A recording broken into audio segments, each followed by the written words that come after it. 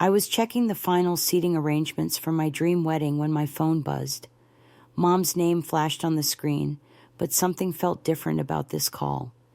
After 3 years with James, 8 days before our perfect ceremony, I expected maybe a question about flowers or last-minute guest dietary restrictions. Instead, her voice carried a tone I had never heard before. Serious, urgent, almost like someone had died. But what she asked me to do next would shatter everything I thought I knew about family loyalty. Before I tell you what happened after I answered that call, let me know in the comments where you are watching from, and please hit that like button and subscribe if you have not already. Because what my mother said next would force me to make the most difficult decision of my life, one that would change our family forever. The venue coordinator, Sarah, and I were finalizing details at the Rosewood restaurant when my phone rang. I almost ignored it, focused on confirming the centerpieces and ensuring the band had proper electrical setup. But something made me answer. "Miriam, sweetheart, I need to talk to you about something important." Mom's voice sounded strained, different from her usual cheerful tone when discussing wedding plans. "What's wrong, Mom? Is everything okay?" "Well, it's about your sister. Stephanie is going through a really rough time right now. Brandon broke up with her yesterday, and she's absolutely devastated." I felt a familiar knot forming in my stomach. Throughout our childhood, whenever Stephanie faced any kind of disappointment, the entire family had to rearrange everything to accommodate her needs. But this was my wedding week. "I'm sorry to hear that, Mom, but people break up all the time. She'll be fine." "No, Miriam, you don't understand. She's been crying for 3 days straight. She won't eat, won't shower, won't even get out of bed. She keeps saying she can't handle seeing anyone happy right now." Sarah noticed my expression and quietly stepped away to give me privacy. I watched her organize menu cards while my mother continued. "So here's what I'm thinking. Maybe we should postpone your wedding for a few months, just until Stephanie gets back on her feet. You know how sensitive she's always been." The words hit me like a physical blow. Postpone my wedding. 8 days before the ceremony. Mom, are you serious right now? Do you have any idea what that would cost? We've already put down $5,000 for the venue deposit, $15,000 for catering, $3,000 for flowers. 150 guests have booked flights and hotels. James's family flew in from California yesterday. Sweetheart, I know it's inconvenient, but family comes first. Your sister has always been more fragile than you. You're stronger. You can handle waiting a few more months. It's not like you're getting any younger anyway.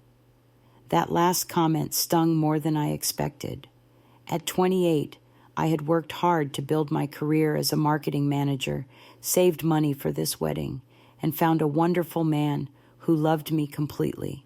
But apparently, none of that mattered when Stephanie needed attention.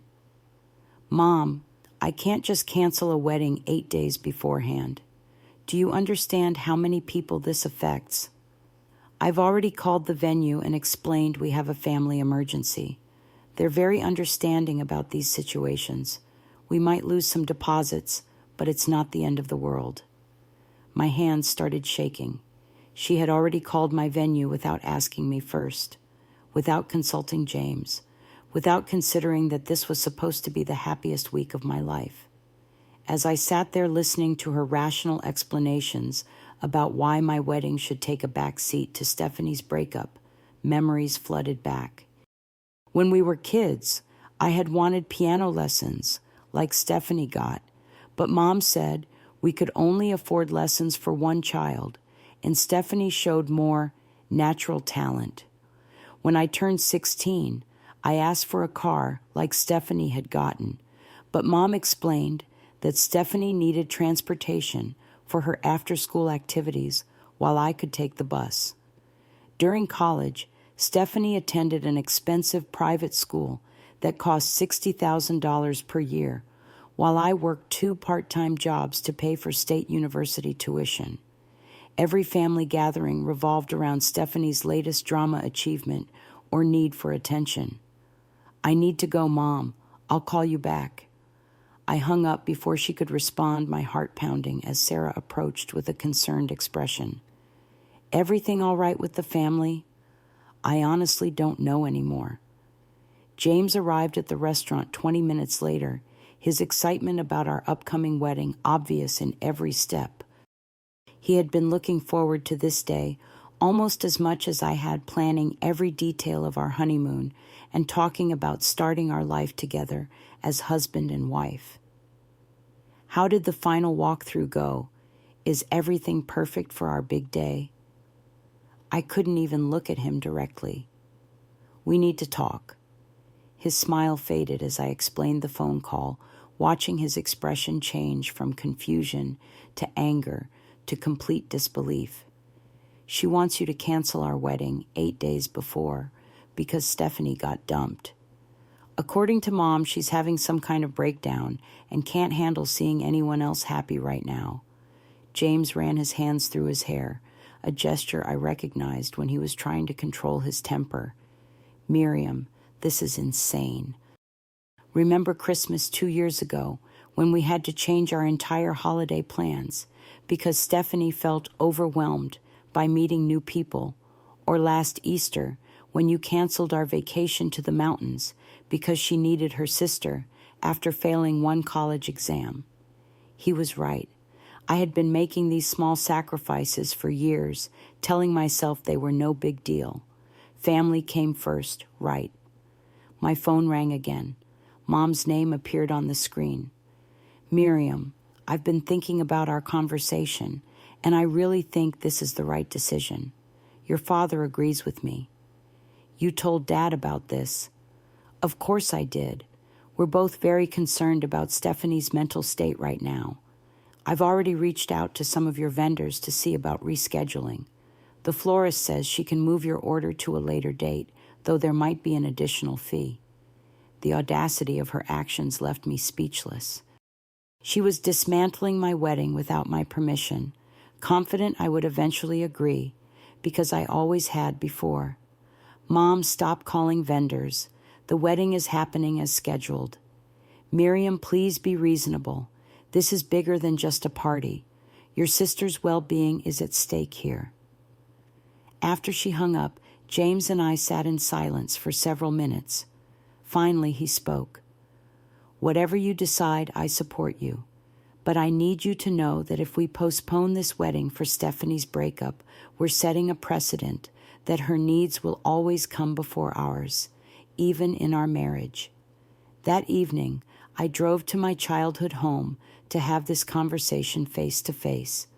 The familiar suburban street looked exactly the same as when I was growing up, but everything felt different now. I was seeing it through adult eyes that recognized patterns I had been blind to before. I found Stephanie sprawled across the living room couch, wearing expensive pajamas and eating Ben & Jerry's ice cream straight from the container. Her hair was messy, but she was still wearing full makeup and had obviously spent time on her appearance, despite claiming to be too depressed to function. "Hey, Stephanie, I heard about Brandon. I'm sorry things didn't work out." She looked up at me with dramatically sad eyes. "You can't possibly understand what I'm going through right now, Miriam. We were going to get engaged. I've lost the love of my life. I know breakups are hard, but my wedding is in a week. All the preparations are done. Everyone is expecting." "How can you be so selfish?" she interrupted. "I'm going through the worst time of my entire life, and all you care about is your stupid party. Can't you see how much I'm suffering?" Mom appeared from the kitchen, nodding approvingly at Stephanie's words. "Your sister is right, Miriam. This isn't about convenience or money. It's about being there for family when they need us most." I looked around the room where I had spent my childhood, where I had learned to make myself smaller so Stephanie could shine brighter, where I had been taught that my needs were secondary to keeping peace and managing other people's emotions. I'll think about it, I said finally, knowing I needed time to process everything. That night, I couldn't sleep. James held me as I wrestled with 28 years of ingrained patterns, trying to separate guilt from genuine obligation. Around midnight, my phone buzzed with a text from Ashley, one of Stephanie's college friends. Miriam, I know this isn't my business, but I need to tell you something about Stephanie and Brandon. Can I call you? I stepped outside to take the call, not wanting to wake James. I feel terrible keeping this secret, but I can't watch your family destroy your wedding over a lie, Ashley began. Brandon didn't break up with Stephanie because he stopped loving her. He found out she was cheating on him with my brother David. They've been seeing each other behind Brandon's back for 2 months. The revelation hit me like a truck. Are you sure? I saw them together multiple times. Stephanie made me promise not to tell anyone, but when I heard about your wedding situation, I couldn't stay quiet. She's been planning this drama, Miriam. Yesterday, she told our friend group that she was tired of you getting all the attention and wanted to make sure your wedding week was about her instead. After Ashley hung up, I sat on my porch steps, staring at the stars, feeling foolish for being surprised. Of course, there was more to the story. There always was with Stephanie. The next morning brought a series of increasingly frantic calls from Mom, but I let them go to voicemail. I needed clarity before engaging in another emotional manipulation session. Around noon, I finally answered. Miriam, thank goodness. I've been worried sick. Have you made a decision about the wedding? I need to ask you something directly, Mom. Did you know Stephanie was cheating on Brandon? A long pause. Where did you hear that? So you knew. Look, even if that's true, it doesn't change the fact that she's hurting right now. She still needs our support. She cheated on her boyfriend, got caught, and now I'm supposed to cancel my wedding because she's sad about the consequences of her own actions. Family is family, Miriam. We don't abandon each other just because mistakes were made. But I was beginning to understand that in our family, only one person was allowed to make mistakes without consequences. Only one person's emotions mattered enough to disrupt everyone else's lives. That afternoon, extended family members started calling. Grandma Margaret had flown in from Florida specifically for the wedding, but was now questioning whether I was being too harsh on my sister. Aunt Helen drove down from Portland to mediate what she called this silly family disagreement. By evening, my parents had organized a full family meeting at their house. I arrived to find the living room full of relatives, all ready to share their opinions about my wedding. In my day, families sacrificed for each other, Grandma began. Marriage can wait, but family is forever. Aunt Helen nodded along. Miriam, you've always been the responsible one. Surely you can be flexible just this once. Only Uncle Robert's wife, Denise, spoke up for me. I think it's absolutely ridiculous to ask someone to cancel their wedding a week beforehand for a breakup. After everyone left, Denise pulled me aside. I need to tell you something. 3 years ago, your mother asked me to postpone my baby shower because Stephanie had final exams and felt the family celebration would be too stressful for her to concentrate. I actually did it, and I've regretted it ever since. Seriously, this pattern will never stop until you stop it, Miriam. I've watched your mother enable Stephanie's behavior for years, and it's only gotten worse. You're the only one who can break this cycle. That evening, Stephanie escalated her tactics. She called me sobbing, claiming she had been having thoughts of self-harm and couldn't cope with seeing everyone celebrate while she was in such pain. If you go through with this wedding, I don't know what I might do, Miriam. Seeing all that happiness, all those people congratulating you while my life is falling apart, I'm barely hanging on as it is. When I didn't immediately cave, she handed the phone to Mom. Do you want your sister's blood on your hands? Is one day really worth risking her life? I hung up and immediately called James. I think I need to look some things up. That night, I spent hours researching family dynamics, golden child syndrome, and emotional manipulation tactics. Everything I read described my family perfectly. The favored child who could do no wrong, the scapegoat child who was expected to sacrifice for family peace, the enabling parents who maintained the system by guilting the responsible child into compliance. For the first time in my life, I had words for what I had been experiencing, and more importantly, I understood that I had a choice. The next morning, I woke up with absolute clarity about what I needed to do. James was making coffee when I walked into the kitchen with my phone in hand. I'm calling Mom right now. Whatever you decide, I'm behind you 100%. I dialed the number with steady hands for the first time all week. Miriam, thank goodness. Have you come to your senses about this wedding situation? Yes, Mom, I have come to my senses. The wedding is happening exactly as planned this Saturday. If you and Stephanie cannot support me on my wedding day, then you are not welcome to attend. Silence. You can't uninvite your own family, Miriam. That's not how family works. Watch me. You're being completely unreasonable. I'm your mother, and I'm telling you that postponing is the right thing to do. And I'm telling you that I'm 28 years old, I'm getting married to the man I love, and I'm done sacrificing my happiness for Stephanie's drama. If you choose her breakdown over my wedding, that's your decision to live with. I hung up before she could respond and immediately called our wedding planner. Sarah, I need you to remove some names from the guest list. The next few hours were a whirlwind of logistics.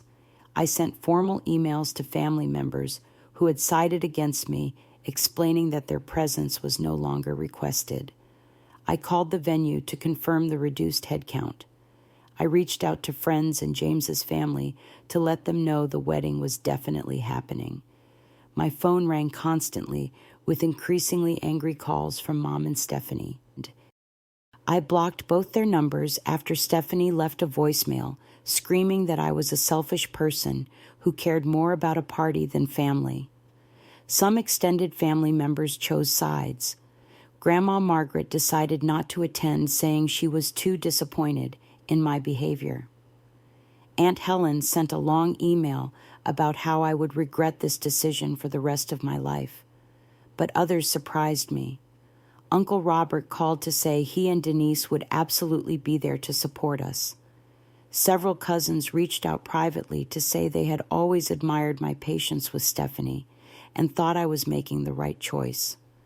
By Wednesday, our guest list had shrunk from 150 to 89 people, but everyone who remained genuinely wanted to celebrate our marriage, not manage family drama. Thursday brought an unexpected visit from Ashley, who came to personally apologize for keeping Stephanie's secret and to bring a wedding gift. I should have told you about the cheating months ago. But I also want you to know something else. Yesterday, Stephanie was posting on Instagram about her new relationship with David. She's planning a trip to Miami with him next weekend. She was never as broken as she pretended to be. Friday night, James and I had our rehearsal dinner with our reduced but enthusiastic group of loved ones. For the first time in months, I enjoyed a family event without walking on eggshells or managing someone else's emotions. As I looked around the room at people who genuinely cared about our happiness, I realized this was what family was supposed to feel like. Saturday morning dawned absolutely perfect. 75 degrees, clear blue sky, gentle breeze. I woke up in my childhood bedroom one last time, but instead of the anxiety I had carried all week, I felt nothing but excitement. James's family had fully embraced me, and his mother spent the morning helping me get ready while sharing funny stories about James as a child. My makeup artist commented on how relaxed I seemed compared to most brides. Usually brides are stressed about something going wrong, but you seem genuinely happy. I think I finally learned the difference between a celebration and a performance. The ceremony was everything I had dreamed it would be. 89 people who truly loved us watching as we promised to build a life together based on mutual respect and genuine partnership. No one had a crisis that needed immediate attention. No one needed the day to be about them instead. During our first dance, James whispered in my ear, "How does it feel to have a wedding that's actually about us? Like freedom." The reception was magical in ways I had never experienced at family events. Conversations flowed naturally instead of everyone tiptoeing around potential triggers. People celebrated our love instead of managing someone else's emotions. Uncle Robert and Denise made a special toast about the importance of setting healthy boundaries and choosing supportive relationships. Several guests mentioned how peaceful and joyful the atmosphere felt. As the evening wound down, I realized I had not checked my phone once since getting dressed that morning. No crises to manage, no feelings to protect, no drama to de-escalate. Our honeymoon in Hawaii was equally blissful. 2 weeks of uninterrupted time together, building memories without family obligations or emergency phone calls. When we returned home, I had 47 missed calls from Mom and Stephanie, but I felt no urgency to respond.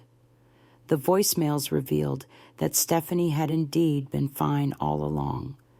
She had spent our wedding weekend in Miami with David, posting pictures of beaches and expensive dinners. Mom's messages progressed from angry to guilt-inducing to finally confused about why I was not calling back.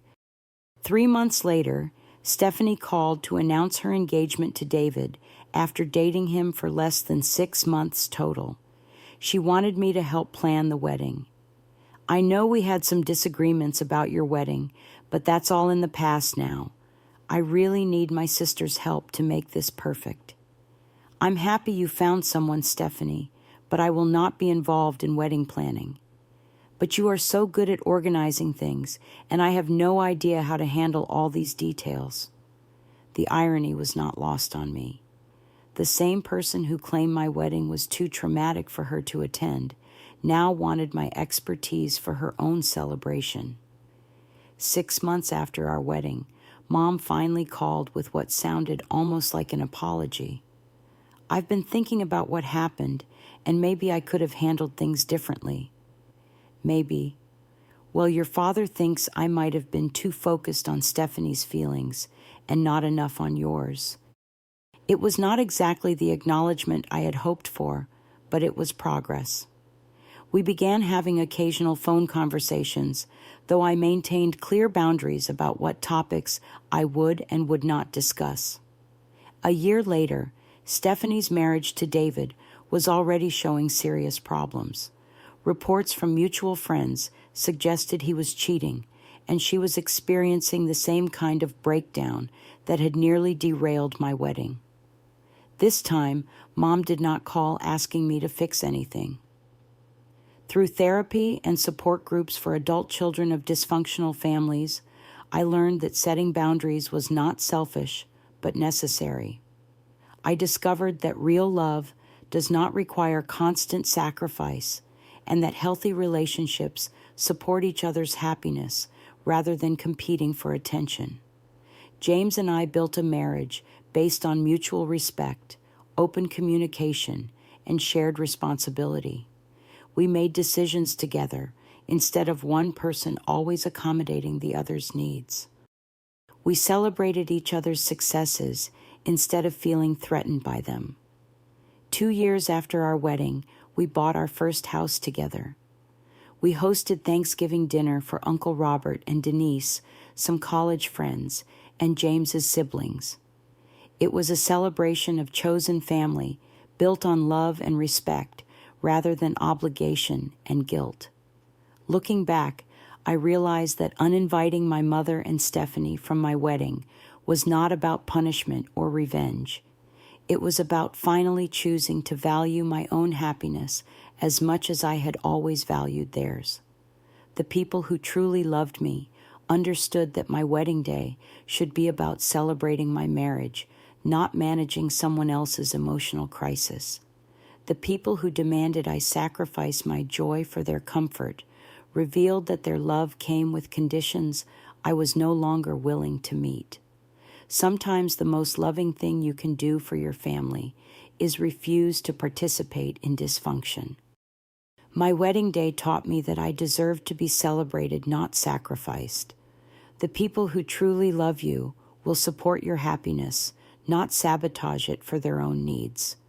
I learned that breaking generational patterns of enablement and emotional manipulation is not easy, but it is essential for building authentic relationships.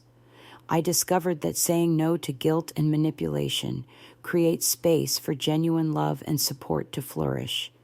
Today, I have a marriage built on equality and respect, friendships based on mutual support rather than one-sided giving, and a relationship with my family that acknowledges healthy boundaries. I lost some relationships in the process, but I gained something infinitely more valuable, the knowledge that my happiness matters too. Have you ever been asked to sacrifice your happiness for a golden child sibling?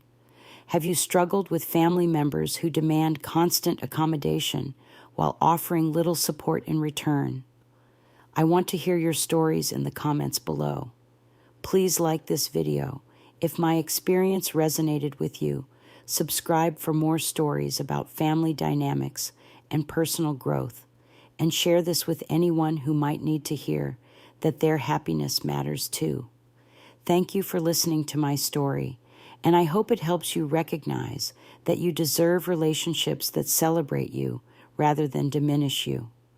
Remember that choosing yourself is not selfish. It is necessary